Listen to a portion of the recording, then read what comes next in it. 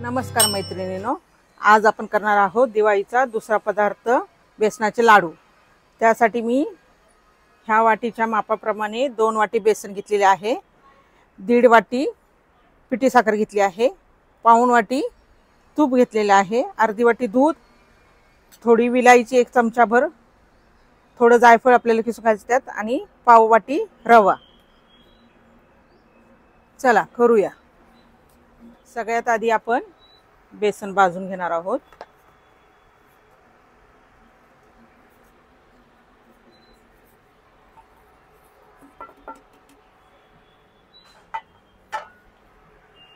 थोडंसं आपण आधी कोरडं बेसन भाजून घ्यायचं, जाळायचं नाही।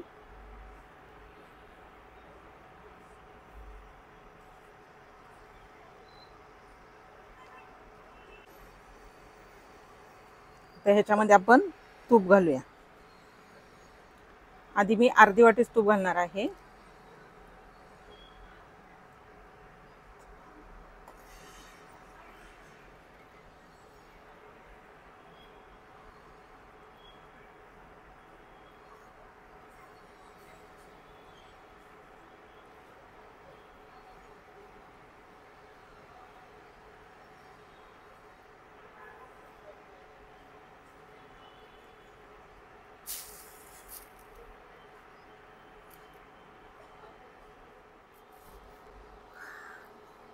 हे बघा, अशा पद्धतीने आपण भाजून घ्यायचं। बेसन पीठ भाजायला वेळ लागतो,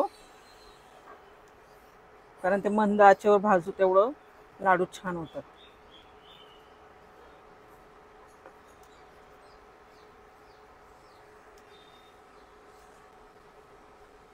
त्यामध्ये हे अशा पद्धतीने भाजून झालं आहे थोडं आपलं। आता आपण राहिलेलं तूप ह्याच्यामध्ये घालणार आहोत। पहिले अर्धी वाटी घातलेलं आहे। आता हे आपण पूर्ण तूप सुटोस्तोपर्यंत छान भाजून घ्यायचं खरपूस।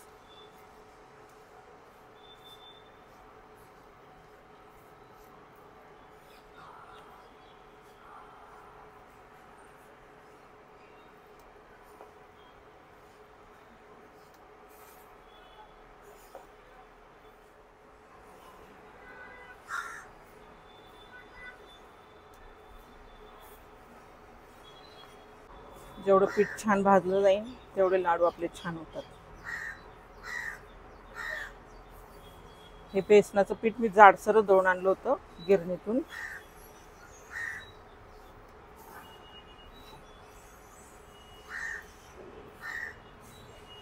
तर हे बघा, अशा पद्धतीने आपण अजून त्याला थोडा वेळ भाजून घ्यायचं आहे, जोपर्यंत त्याला तूप सुटत नाही आणि मोकळं होत नाही। हे बघा, अशा पद्धतीने आपण भाजून घ्यायचं आहे। अजून त्याला थोडं अजून भाजलं पाहिजे नाही। आपण भाजत गेले की अशा पद्धतीने टेक्स्चर यायला सुरुवात होती पिठाला। बेसनाचे लाडू करताना वेळ लागतो, कारण हे पीठ भाजणं आणि ते सारखं हलवणं हे लागून द्यायचं नाही, पण छान भाजून घ्यायचं खरपूस। कारण बेसनाचा लाडू जेव्हा तुम्ही बेसन छान खमंग भाजता तेव्हा तो लाडू छान चविष्ट लागतो खाताना आणि टाळ्याला चिटकत नाही।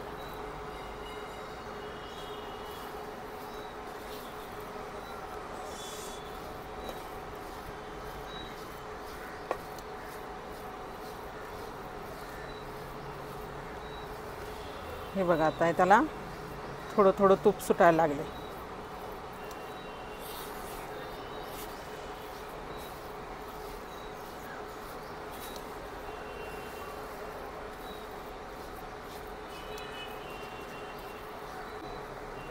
ह्याच्यामध्ये रवा घालणार आहोत। हे जे थोडं तूप राहिलेलं आहे आपलं वाटीतलं ते आपण घालणार आहोत, आणि ह्याच्यामध्येच हे छोटं पाव वाटी मी रवा घातलेला आहे, तो आपण घालून भाजून घेणार आहोत।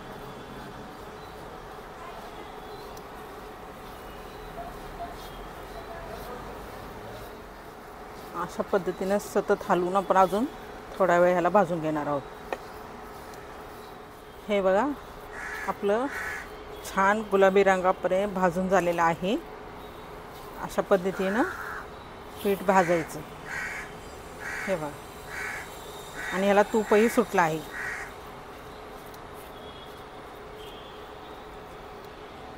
आता आपण ह्याच्यामध्ये जे दूध घेतलं आहे ते घालणार आहोत आणि पटपट हलवणार आहोत।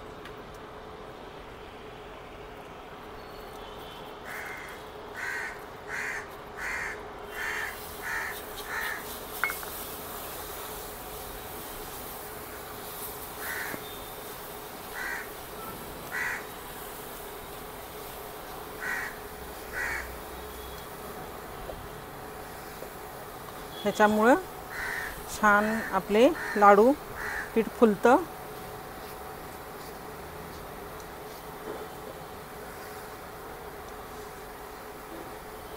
तर आपण गॅस बंद करणार आहोत आणि हलवून घेणार आहोत परत।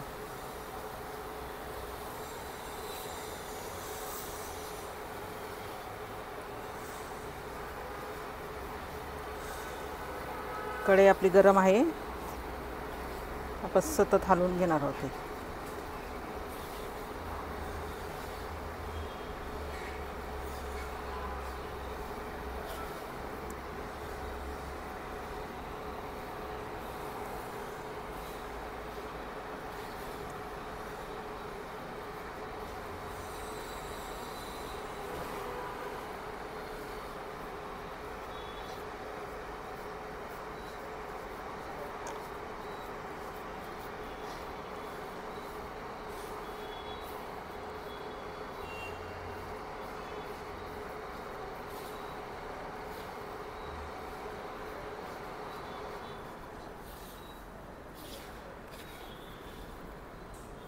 हे आपण थंड करून घेणार आहोत पंख्याखाली पीठ। त्यानंतर ह्याच्यामध्ये आपण पिठी साखर घालणार आहोत। असं मी हे परातीत पसरून घेतलं होतं आणि आपण दूध घातल्यानंतर आपल्याला असं वाटलं गाठी वगैरे लागतात, तर असं आपण हाताने त्या सगळ्या फोडून घेऊन हे पीठ असं मोकळं करायचं।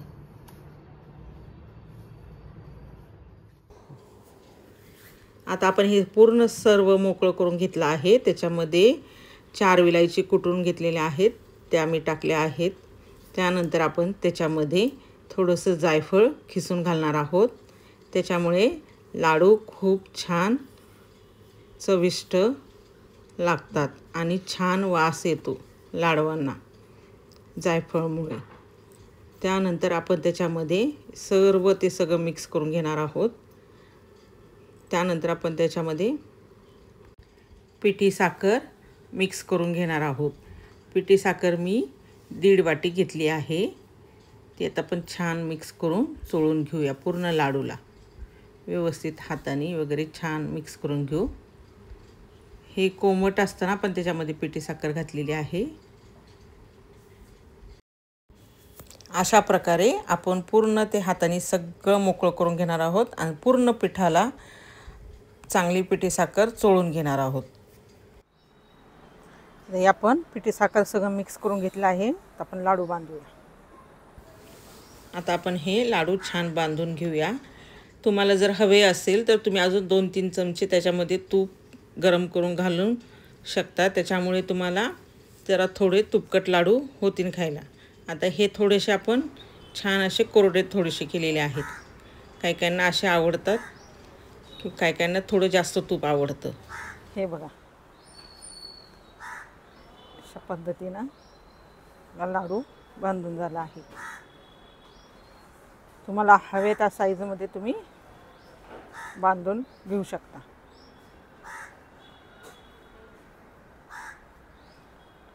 हे बघा, ड्रायफ्रूट्स पण टाकू शकता। आपण मनुके लावूया, असं मनुका घेऊन त्याच्यावरती आपण लाडू बांधून घेऊया।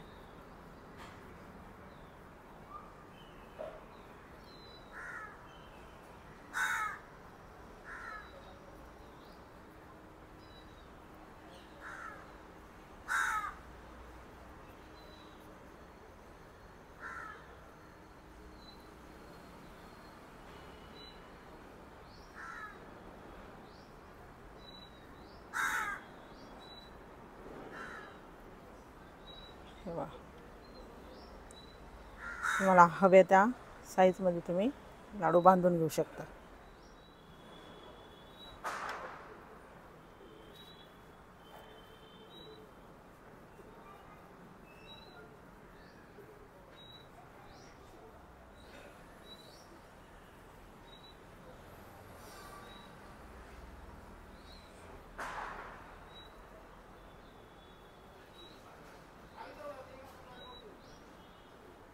हे बघा, आपला लाडू कसा बंद झाला आहे, तुम्हाला फोडूनही दाखवते.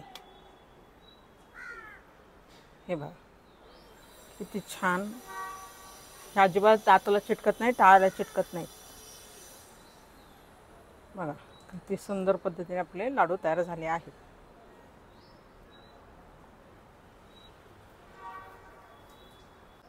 अशा प्रकारे आपले बेसनचे लाडू तयार आहेत. तुम्हाला असेच नवनवीन दिवाळीसाठी फराळाचे व्हिडिओ बघायचे असतील तर माझ्या चॅनलला सबस्क्राईब करा, व्हिडिओला लाईक करा.